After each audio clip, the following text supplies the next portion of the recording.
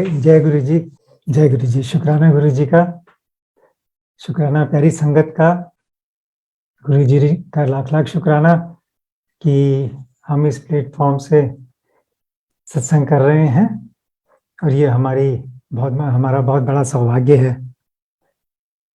मैं छोटा सा इंट्रोडक्शन दे रहा हूँ। मेरा नाम पीसी गुप्ता, प्रवीण गुप्ता। मैं रिटायर्ड साइंटिस्ट DRDO से हूँ। मेरी आंटी रजनी, ये प्रोप्राइटर रजनी इलेक्ट्रॉनिक सर्विसेज की हैं। हम सत्संग शेयर करेंगे बारी बारी से। कारण ये है कि मैं शायद ज़्यादा देर बोल नहीं पाऊँ। 3 हफ्ते पहले ही से ही आवाज़ थोड़ी थोड़ी ठीक होनी शुरू हुई और अब मैं बोल तो पाता हूँ, पर थोड़ी देर के बाद थकान हो जाती है। और उसका रीज़न है कि मैं बहुत सीवियर हार्ट पेशेंट हूँ। 9 स्टंट्स हैं, 20% एफिशिएंसी है, जस्ट मार्जिन पे चल रहे हैं। ये सिर्फ गुरुजी की मेहर है कि अभी तक अब हैं। इस वक्त मैं हूँ आपके सामने भी सत्संग शेयर करने का, और इसलिए समय लिमिटेड है, मेरे पास भी बोलने का भी लिमिटेड है। सो डायरेक्ट हम सत्संग शुरू करेंगे और इसी बात से शुरू करेंगे कि गुरुजी ने जितनी मुझे लाइफ दी हैं, मुझे नहीं कभी मैंने इतने सालों में सुना कि किसी सत्संग को इतनी लाइफ मिली होगी। गुरुजी का लाख लाख शुक्रिया। और मुझे ये हार्ट की बीमारी जिसकी वजह से गुरु जी के से दर्शन हुए, उसका भी बहुत बहुत शुक्र। मुझे 89 से बीमारी है, ये प्रॉब्लम है टिल लेट, बट मुझे उसका दुख नहीं है, क्योंकि एक ये बहुत लकी सौदा है कि इसकी वजह से गुरु जी से मिलन हुआ और उनके दर्शन हुए। तो गुरु जी ने मुझे कितनी लाइफ दी है, उसका एक सबसे प्यारा सा सत्संग मैं अभी सुनाऊंगा। ये कब की बात होगी? तकरीबन 2012 2012-13 की बात है। रात को एक बारी ड्रीम आता है और मैं ड्रीम में देखता हूं कि गुरुजी आसन पे बैठे हैं। आसन हवा में फ्लोट कर रहा है, थोड़ा ऊंचा है, और उनके आगे, गुरुजी के आगे एक लंबी लाइन लगी है लोगों की, और वो लाइन चलती जा रही है। और जो जो गुरुजी के सामने आ रहा है, वो गुरुजी के अंदर ही समाता जा रहा है, जिसको हम महाप्रयाण बोलते हैं।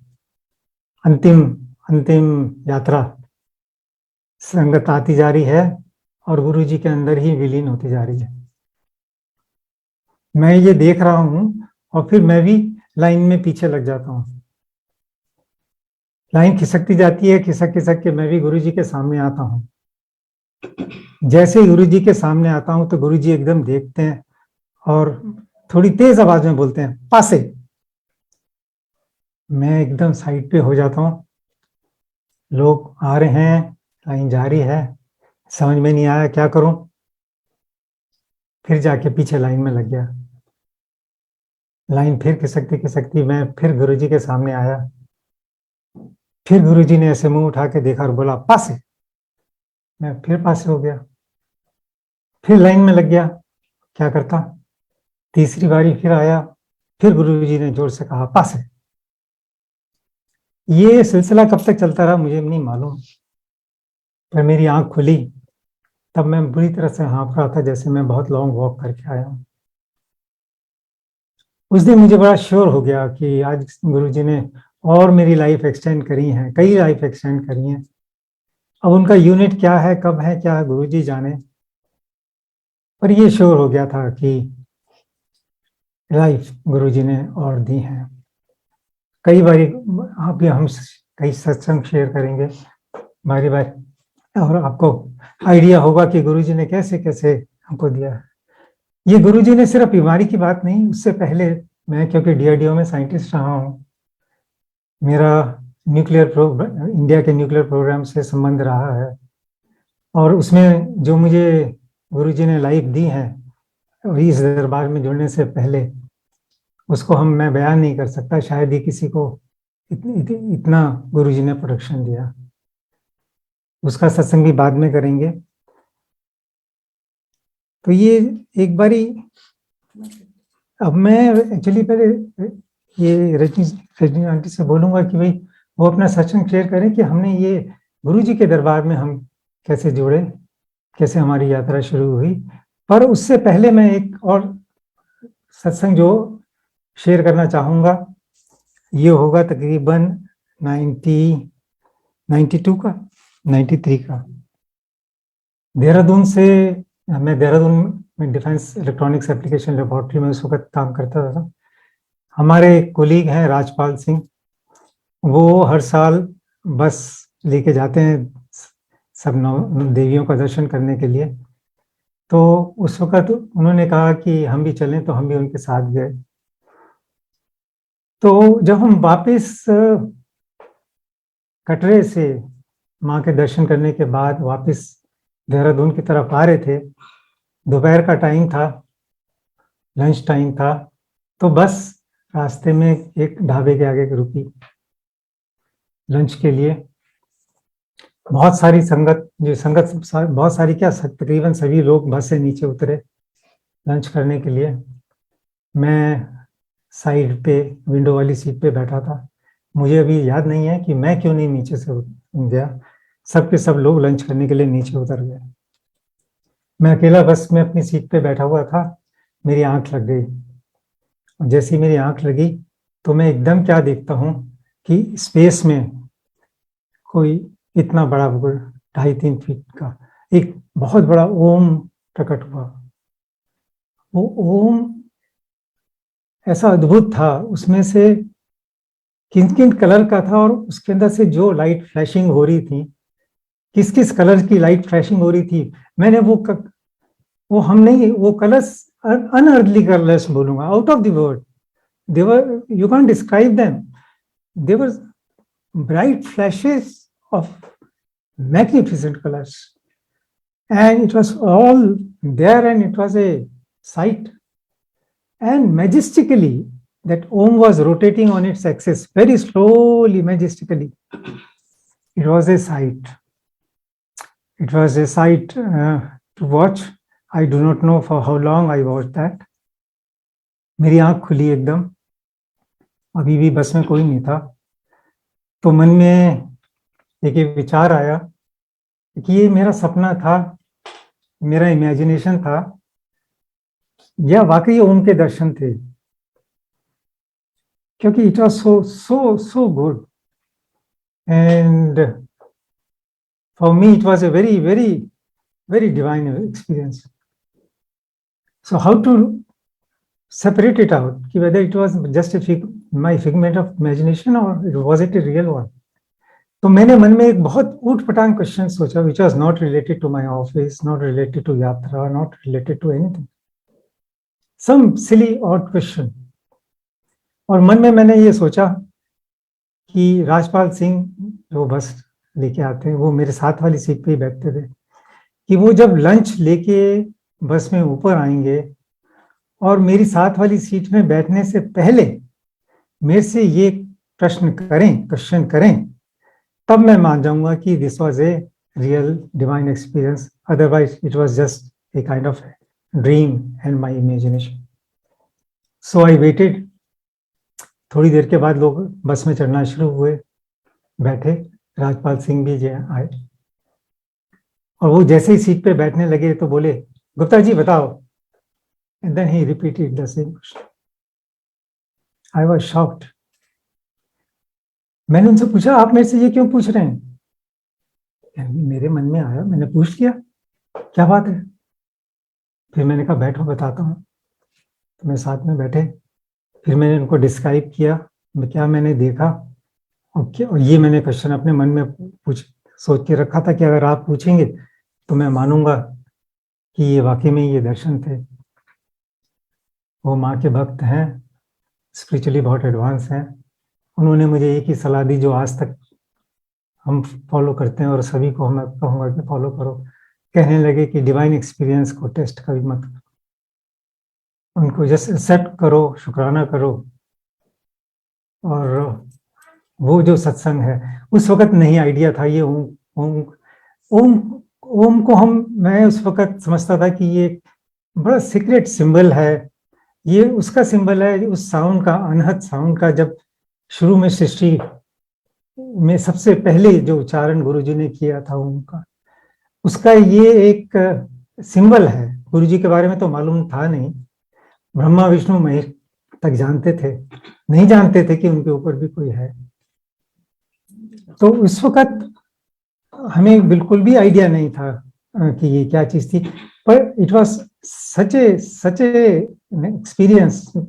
And I had such kind of dreams earlier also with something else, but those dreams are absolutely different from others because you see which you don't normally see in your practical life.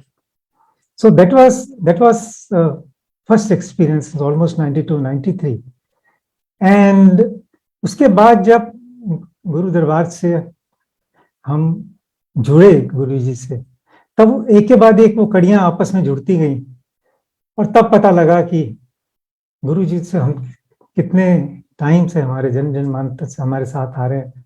ये तो गुरु जी तो हमारे साथ हमेशा से ही जुड़े, हम तो गुरु जी से जब जुड़े जब हमें पता लगा कि गुरु जी ही ओंकार हैं, वो सदाशिव है। सो इस वक्त अब मैं आंटी से कहता हूँ, सुनाता हूँ कि वो अपना सत्संग शेयर करें। फर्स्ट टाइम हम कैसे गुरु जी के दरबार से जुड़े, और एक बारी उसमें अगेन अमीषा आंटी का और महेंद्र अंकल का एक शुक्राना, जिसका एक ऐसा ऋण है उनके ऊपर जो हम कभी जन्मांतर नहीं उतार सकेंगे। तो आप ठीक ओवर देख लो, सुनाई दे रहे तो पूछ लो। जय गुरु जी। आवाज आ रही है? आंटी आवाज आ रही है मेरी? हाँ जी आ रही है, बिल्कुल आ रही है। ठीक है, हाँ जी। तो अंकल ने तो थोड़ा सा बताया है, क्योंकि अंकल को तो बहुत टाइम से गुरुजी से जुड़ने से पहले से बड़े एक्सपीरियंस रहे इस स्पिरिचुअल लाइन में। और मैं बताऊंगी कि कब हम गुरुजी से जुड़े, किस तरह बड़े मंदिर पर पहुंच पाए। और ये है करीब 2010 सितंबर की बात है। ऑल ऑफ ए सडन मेरा रेगुलर चेकअप में I was diagnosed with left renal carcinoma, that is kidney cancer. There was कुछ भी मेरे को प्रॉब्लम नहीं थी, बट जस्ट चांस फाइंडिंग में मुझे डिटेक्ट हुआ, और विद इन ए वीक सब कुछ अरेंज हो गया एंड मेरी सर्जरी भी हो गई। 16 सितंबर को मेरी सर्जरी हुई। उस समय तक हम अभी गुरुजी को बिल्कुल नहीं जानते थे, नहीं पता था हमें उनके बारे में। He was there all the time but we were not connected. मेरी 16 को सर्जरी हुई, और वो सर्जरी कुछ डॉक्टर्स के गलती की वजह से ठीक नहीं हुई। अंदर किडनी को रिमूव करते करते डॉक्टरों ने एक कट लगा दिया एड्रिनल ग्लैंड पे, जिसकी वजह से उन्होंने स्टिच करके मुझे आईसीयू में तो भेज दिया, बट 24 घंटे के अंदर मेरी हालत बहुत ही डिटेरियोरेट हो गई। मेरी सिस्टर इन लॉ डॉक्टर हैं, उनको हम लोगों ने बुलाया, क्योंकि डॉक्टर्स वहाँ पे कुछ भी नहीं कर पा रहे थे, उनको समझ नहीं आ रहा था। मेरी सिस्टर इन लॉ ने उनको कहा कि आप अल्ट्रासाउंड क्यों नहीं करते दोबारा से।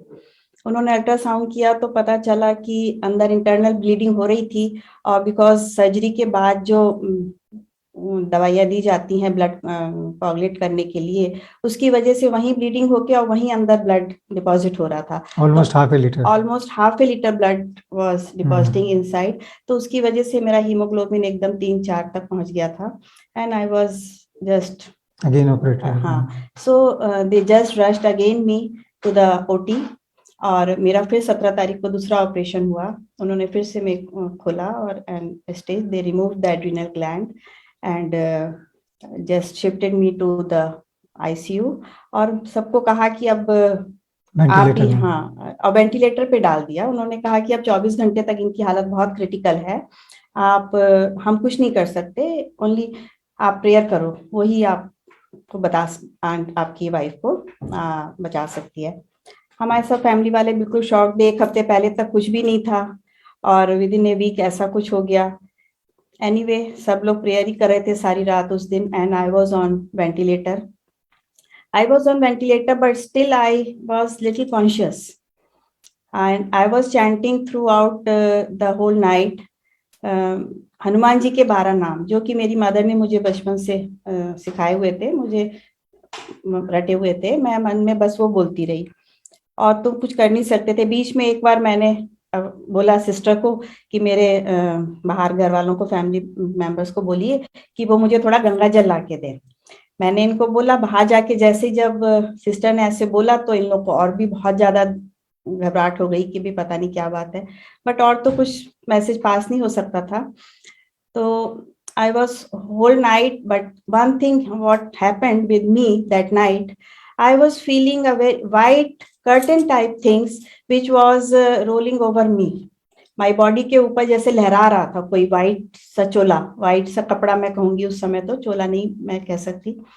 और जो सामने मेरे नर्सेस की टेबल थी उस पे मुझे लग रहा था साईं बाबा बैठे हुए हैं, जबकि साईं बाबा के हम ऐसे फॉलोअर बिल्कुल भी नहीं है। एक बार हम खाली शिरडी गए हुए हैं जस्ट ऐसे जैसे पिलग्रिमेज दर्शन के लिए, but not, we never went to Sai Baba temple in Delhi, we actually live in Noida. हाँ जी, तो हम रात भर मैं सोचती रही, देखो सामने साईं बाबा बैठे हैं ऐसे ऐसे। एनीवे वो रात गुजर गई, बहुत ही क्रिटिकल रात थी। लेकिन सुबह जब 8 बजे, जब तक मेरा थोड़ा सा एकदम से I was out of danger और मेरा ब्लड काउंट बढ़ना शुरू हुआ, तब डॉक्टर्स ने जाके बाहर मेरे फैमिली वालों को सबको बोला। मेरी डॉटर थी, मेरी डॉटर इन लॉ थी, तो सबसे पहले मेरी डॉटर इन लॉ आई अंदर मेरे पास। तो उसको मैंने सबसे फर्स्ट क्वेश्चन कहा, मैंने कहा प्रतीक्षा आप देखो सामने साईं बाबा की कोई फोटो रखी है क्या नर्सेस की टेबल पे? उसने जाके पूछा तो उसने कहा नहीं, नर्सेस ने कहा नहीं, यहाँ तो कोई भी ऐसी मूर्ति नहीं, यहाँ तो एक पानी की बोतल रखी है। जो कि मुझे सारी रात ऐसा लग रहा था कि साईं बाबा अपना जैसा पोज होता है ना, एक पैर ऊपर रखे हुए, उस टाइप से बैठे हैं। और but I was out of danger. अब उस समय जो व्हाइट चोला था या साईं बाबा थे या हनुमान जी थे, किस रूप में उन्होंने मुझे रक्षा करी मेरी, मैं नहीं जानती। उसके बाद मेरा धीरे धीरे ब्लड काउंट बढ़ते गया और मेरे वेंटिलेटर से हटा दिया गया मुझे और आईसीयू में शिफ्ट कर दिया। मैं 1 वीक हॉस्पिटल में रही, उसके बाद घर आ गई। घर आने के बाद ऑब्वियसली इतना 2 सर्जरी हुई थी 2 दिन में, तो हालत तो बहुत ज़्यादा क्रिटिकल थी। मैं बिल्कुल भी एक घूंट पानी भी नहीं पी पाती थी। मुझे पानी भी पीने से वॉमिट होता था, खाना तो बहुत दूर की बात है। मेरे अंकल मुझे एक एक चौथाई फाँक मौसमी की छील के खिलाया करते थे। इस तरह से निकल गया टाइम, 8, 10, 15 दिन हुए। मेरे हस्बैंड डीआरडीओ से उन्होंने रिटायरमेंट ले लिया था 96 में, and we were running electronic अपनी private concern design and development की। तो घर में ही हमारा ऊपर 2nd फ्लोर में उन्होंने ऑफिस बना रखा था, वहां बैठे थे तो ऑल ऑफ ए सडन एक अंकल आए, mister Mahindra uncle, Surendra Mahindra uncle, जो एयरफोर्स में उस समय थे, बहुत हाई पोजीशन में थे। And he came and he just knock the door. उनका वेलकम किया, बिठाया मेरे हस्बैंड ने। उन्होंने कहा कि मैं ऐसे ऐसे एयरफोर्स से आया हूँ और सम ऑफिशियल वर्क था उनका कुछ डेवलपमेंट का प्रोजेक्ट, तो उनको किसी ने मेरे हस्बैंड के बारे में बताया था एंड दैट्स व्हाई ही केम। वो तो हम समझते हैं कि इसलिए भेजा, बट वो तो गुरुजी की कॉल थी, गुरुजी का ही बुलावा था जो वो वहां पहुंचे। किस तरह से पहुंचे हमें नहीं पता, गुरुजी ने कैसे उनको भेजा। उन्होंने सब बात कर ली, ऑफिशियल सब बातें। फिर जाते मेरे हस्बैंड से बोले कि आप ये प्रोजेक्ट हमें मतलब दे दीजिए। मेरे हस्बैंड ने कहा कि अभी तो मैं 2 महीने तक कोई भी काम नहीं लूंगा, मेरी वाइफ ऐसे ऐसे सर्जरी से आई हैं अभी और अभी शी इज वेरी क्रिटिकल, तो मैं 2 महीने के बाद। उन्होंने पूछा कि क्या हुआ उनको, मेरे हस्बैंड ने उनको बताया। तो उस समय तो महिंद्रा अंकल जी ने सुना और वो घर चले गए। घर पहुंचे तो उन्होंने अपनी वाइफ को, अमिता आंटी को बताया। तो अमिता आंटी ने तुरंत उनको कहा कि आपने गुरुजी के बारे में क्यों नहीं उनको बताया कि वो गुरुजी के यहाँ जाएं। लेकिन तुरंत उनका फोन आया मेरे हस्बैंड के पास, फिर अंकल के पास, कि ऐसे ऐसे हमारे गुरुजी हैं और आप अपनी आंटी को बड़े मंदिर ले जाओ। हाँ, बड़ा मंदिर है वहां पे हमारे गुरुजी हैं, आप एक बार उनको वहां लेकर जाइए। तो इन्होंने सुन लिया, क्योंकि बिकॉज उस समय मेरी हालत ऐसी नहीं थी कि मैं बैठ भी सकती थी या कुछ भी, मतलब किसी भी पोजीशन में, तो सुन जरूर लिया। बट हम इतने ज्यादा इच्छुक नहीं दिखे। हम मतलब इनको लगा कि अभी कैसे जाएंगे, ऐसे तो बहुत लोग होते हैं सब अपने गुरु पहले के बारे दीक्षा भी में ली कहते थी। हैं। हम लोग ने पहले दीक्षा ले रखी थी एक सदगुरु से 1997 से। तो बहुत ही गुरु थे, मसूरी के आगे धनौल्टी में उनका वो आश्रम है। हमको कुछ वहां पे कुछ ऐसे बैड एक्सपीरियंस हुए थे जिसकी वजह से हमने वहां पे जाना 2006-7 के बाद छोड़ दिया था, जबकि हम उनका मंत्र जाप और सब कुछ करते थे, but still we were not going there. तो हमें लगा कि नहीं, किसी गुरु के यहाँ तो हम ऐसे नहीं जाएंगे अब, हम तो ऑलरेडी हमने दीक्षा ली हुई है।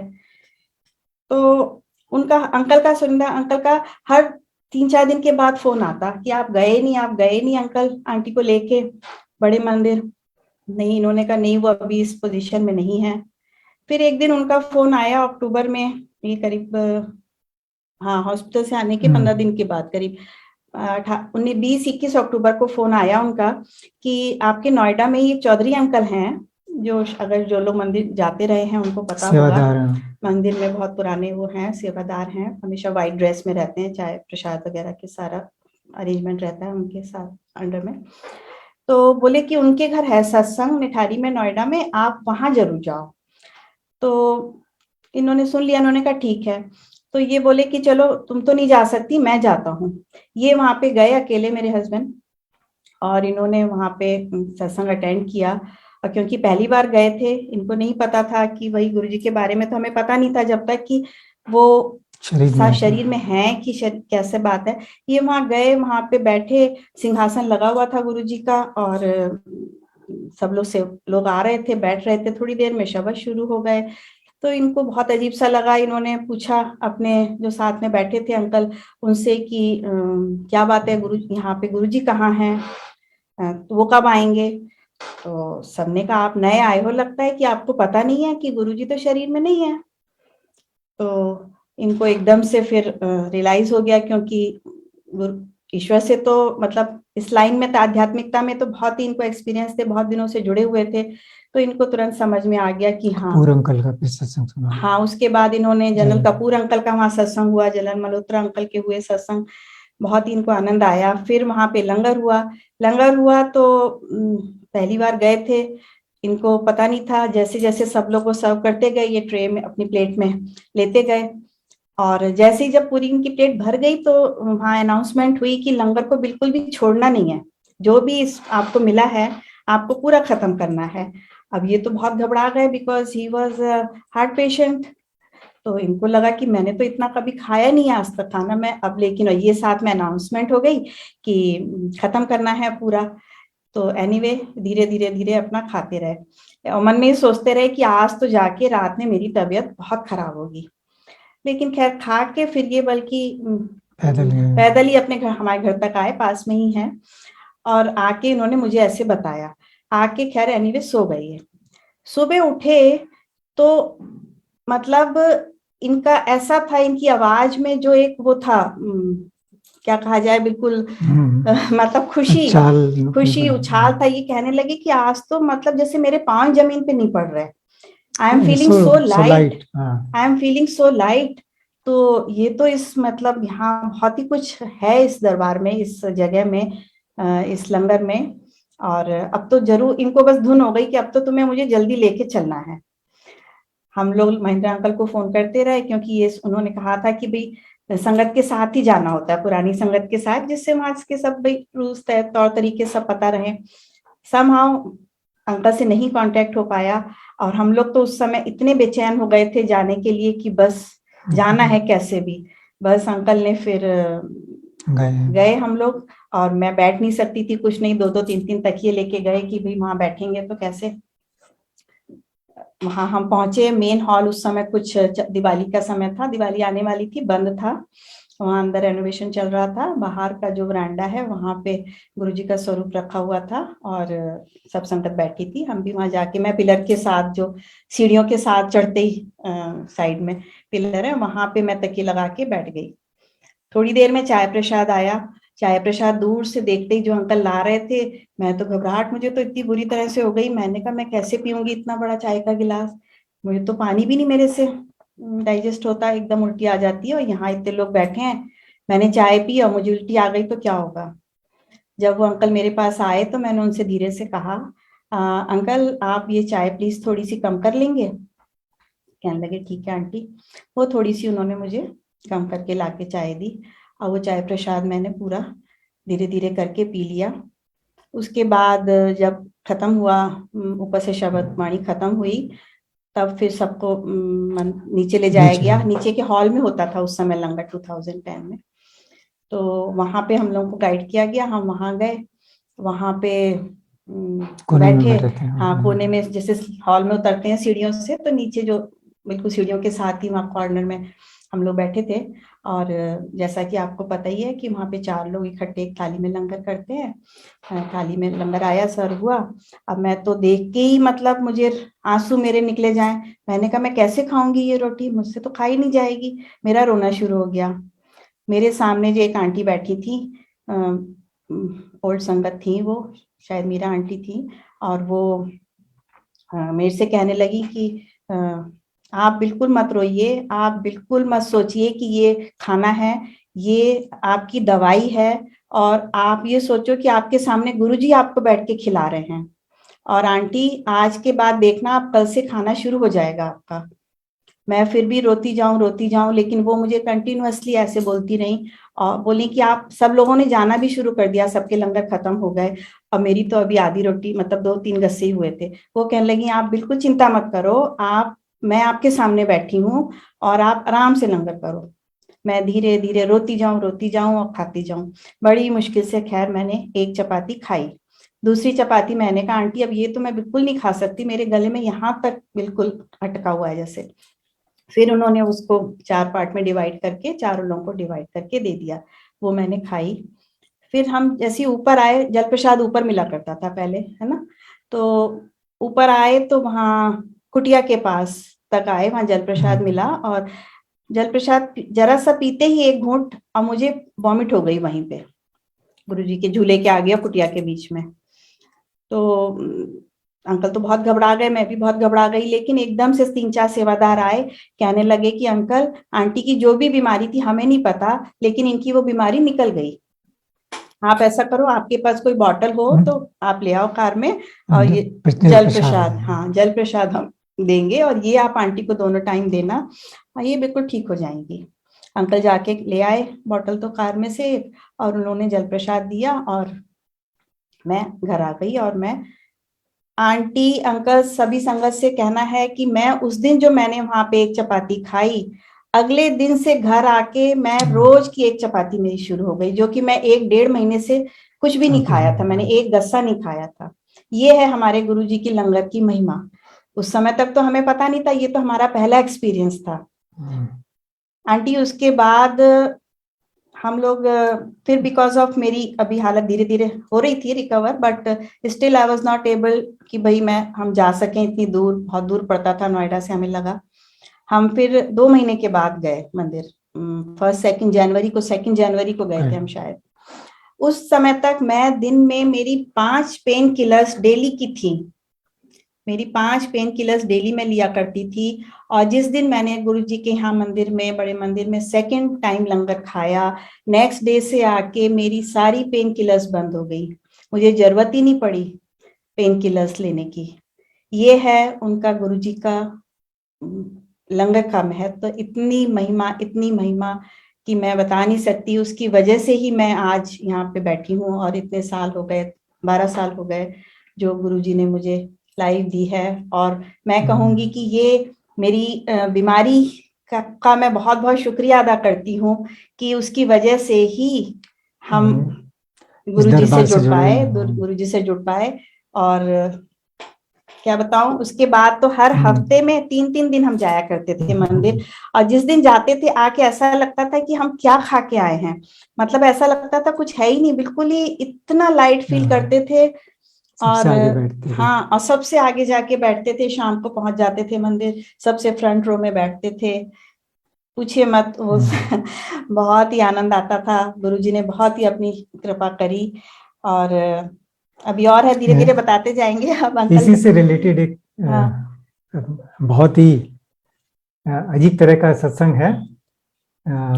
संगत से मंत्र जाप का महत्व, हाँ, है ना? मंत्र जाप का ये सब सत्संग से है कि आप ध्यान से सुने, इसमें कई कई चीजें हैं और ये हमें बताता है कि हम कितने फॉर्चुनेट हैं कि बड़ा मंदिर जैसी पायस प्लेस मेरे ख्याल इस प्लेनेट में और कोई नहीं है। One has to experience it. ये हमारी कमी है अभी हमारी सोच में कि हम पहचान नहीं पाते हैं, but that is one of the most pious place on the earth and किसी को भी वो मौका नहीं छोड़ना चाहिए अगर वो यहाँ दिल्ली में आए तो। उससे एक रिलेटेड एक बड़ा एक यूनिक सत्संग है ये है। इससे पता लगेगा आपको कि हमारे मंत्र जाप की और जो बड़े मंदिर की सैंक्टिटी है उसकी क्या महिमा है। ये 2016 के करीब की बात है। तो 2016 के अंदर मुझे ड्रीम आया। हमारी छोटी सिस्टर डॉक्टर हैं, उनके फादर इन लॉ हैं जो कि उनकी डेथ हो गई थी 2011 के करीब, 2011 में ही expired. He was in Mysore that time और उनसे ऐसे कोई कनेक्शन नहीं था हमारा कोई खास। और उनसे पहले हम किसी की मैरिज में 2006 में मिले थे। सो इनफैक्ट आफ्टर 2006 में मिले थे, प्रणाम हुए थी क्योंकि हमारे एल्डरली थे तो रिस्पेक्ट थी हमारी। तो बट 2006 के बाद कभी मिले नहीं थे। बट स्ट्रेंजली एनफ कि 2016 में मुझे ड्रीम आता है, तो ध्यान से सुनिएगा। मुझे क्या ड्रीम आता है कि बड़ा अच्छा मौसम है, एक बहुत चौड़ी सी सड़क है, जैसे बारिश होके छोटी सी बारिश होके रुक जाती है और फिर ठंडी ठंडी हवा चलती है, इस टाइप का एटमोसफियर था, बहुत ही बढ़िया ठंडा ठंडा। मैं खड़ा हूँ, थोड़े से लोग इधर उधर खड़े हुए हैं, बहुत चौड़ी सी सड़क है। तभी मेरा एक सेलफोन बजता है और मैं उठाता हूँ तो दूसरी तरफ से आवाज आती है कि हेलो। मुझे घर में पम्मी बोलते हैं, तो बोले हेलो पम्मी, मैं बोल रहा हूँ, पहचाना? फिर उन्होंने बताया मैं अनूप का फादर बोल रहा हूँ। तो उनकी आवाज में थोड़ा सा खर खर ऐसी आती थी, बड़ी टिपिकल मॉड्यूलेशन थी। तो उनको एक बार आप कोई बात कर लें तो उनको पहचानना बड़ा आसान था। तो मैंने इमीडिएटली रिकॉग्नाइज किया कि मैंने कहा हाँ पिताजी, मैं आपको पहचान गया, पर आप कहाँ से बोल रहे हैं? क्योंकि मुझे पता था कि उनकी तो डेथ हो चुकी है, वो भी कितने साल हो गए इस बात को। तो मैंने कहा पिताजी आप कहाँ से बोल रहे हैं? तो कहने लगे अपने सामने ऊपर देखो, मैं तुम्हें यहां से देख सकता हूं। तो मैंने सड़क के अक्रॉस ऊपर देखा, सड़क के अक्रॉस एक बहुत बड़ी मुझे दीवार नजर आई, लाइक 20-30 फीट किले की जैसी दीवार होती है ऐसी। और मैंने उसके ऊपर देखा कि उसके ऊपर वो खड़े हुए मुझे देख रहे हैं, और नेक्स्ट मोमेंट वो मेरे सामने खड़े थे। और मैंने देखा कि उनके पीछे ढेर सारे लोग, 30-40 और मे बी 100, बहुत सारे लोग। और वो जो लोग उनके साथ पीछे खड़े थे वो सब ऐश कलर के थे, ऐश कलर के जैसे होते हैं। और सबको मैं सिर्फ यहाँ तक देख सकता था, नीचे का पोर्शन उनका और पाँव वगैरह कुछ नहीं थे, हाफ हाफ बॉडी नजर आ रही थी, उसके बाद फेड हो रही थी। एंड वो सब ग्रेइश और ऐश कलर के थे। देखते ही समझ में आ गया, मैंने कहा ये तो सारी की सारी आत्माएं हैं जो इनके पीछे खड़ी हैं, ढेर सारी थी। तो वो मेरे सामने आके खड़े हुए और सीधे बोले कि पम्मी हमको मोक्ष दिला। मैंने कहा पिताजी मैं क्या मोक्ष दिलाऊं, मैं तो बस गुरु जी को जानता हूं। ऐसा करते हैं, बड़े मंदिर चलते हैं, वहां गुरु जी से प्रार्थना करेंगे, अरदास करेंगे, आगे गुरु जी जाने, इससे ज्यादा तो मैं कुछ कर नहीं सकता, गुरु जी जाने अपने। नेक्स्ट मोमेंट वी फाइंड कि हम मंदिर में, जो बड़े मंदिर में बड़ा मेन हॉल है, उसके बाहर जो वरांडा है उसमें हम सब खड़े हैं। मंदिर के मेन हॉल का दरवाजा बंद था उस वक्त, और हम सब खड़े हैं, वो खड़े हैं, उनके पीछे वो ढेर सारे लोग खड़े हुए हैं।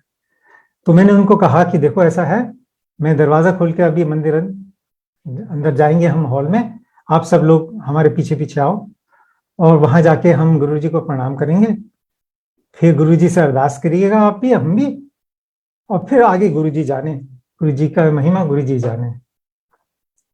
तो ये कह के मैंने दरवाजा खोला, दरवाजे से ही प्रणाम किया, अंदर गया।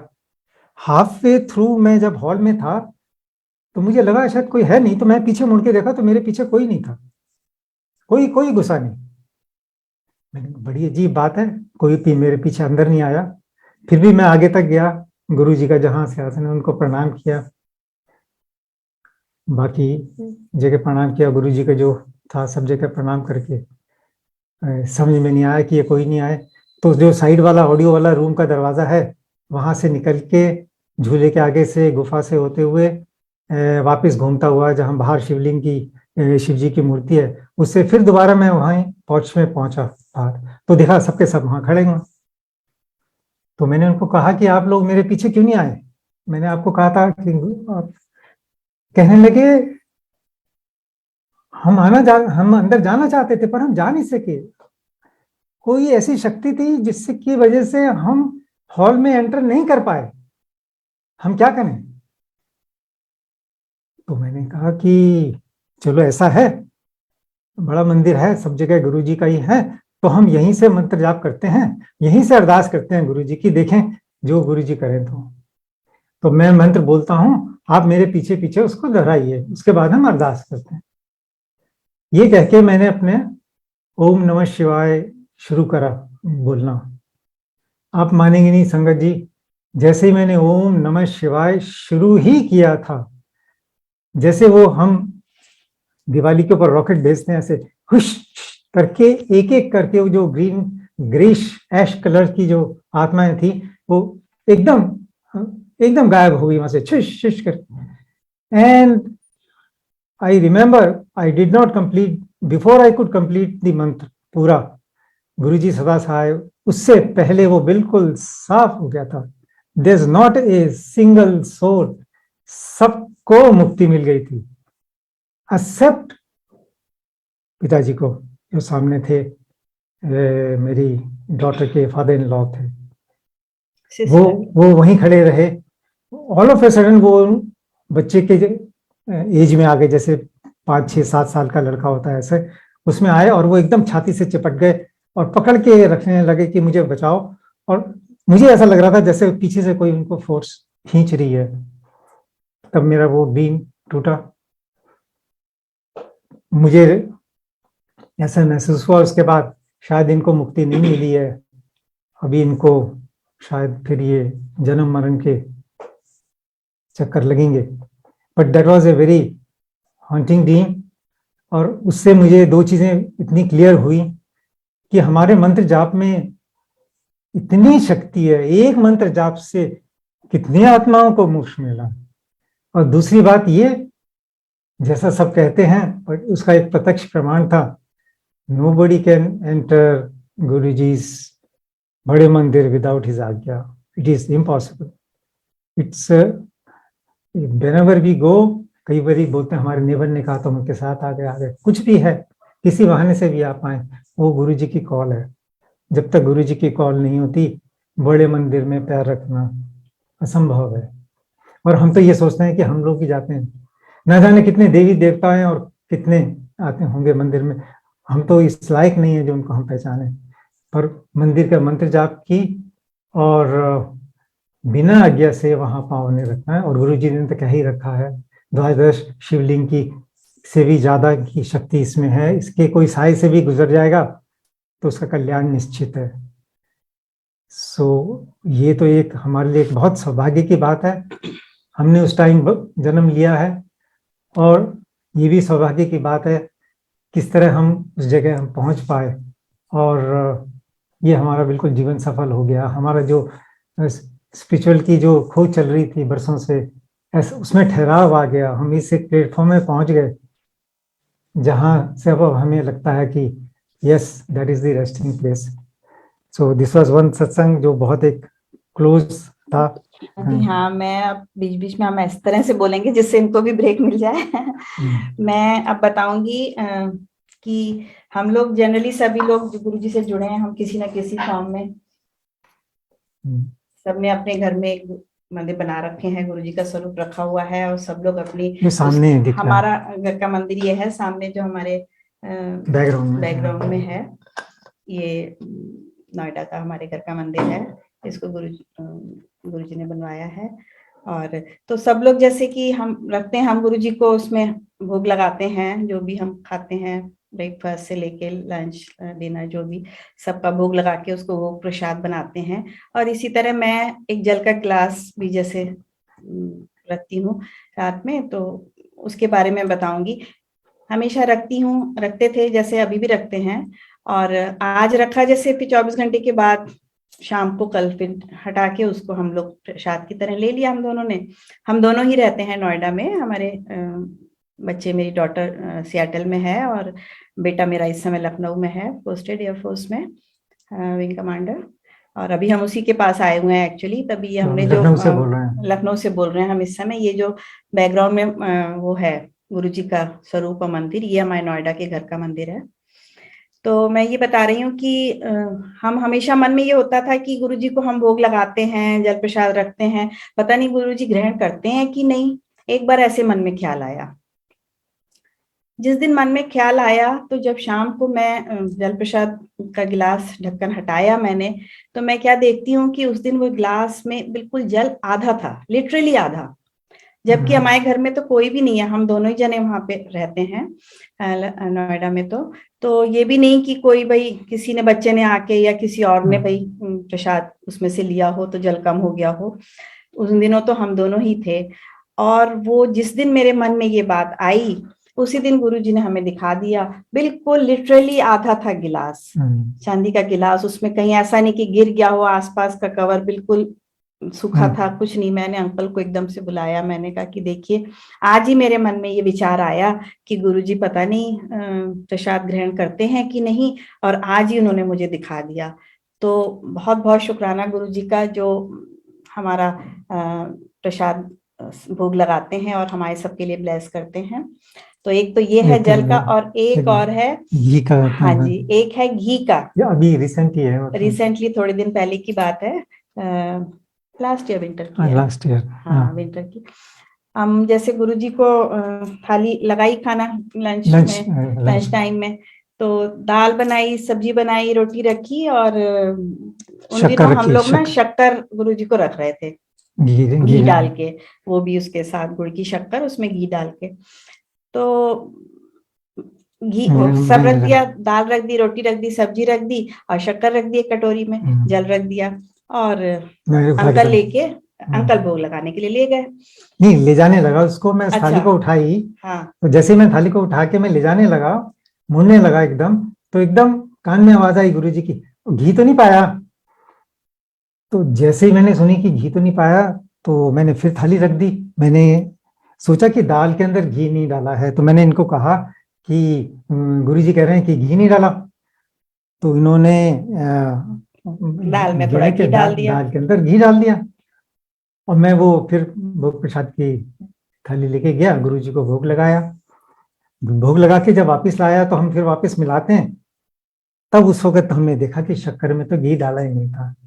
तो गुरुजी उसके लिए कह रहे थे गुरुजी उसके लिए कह रहे थे, क्योंकि वो टिपिकल घी शक्कर का एक कॉम्बिनेशन है।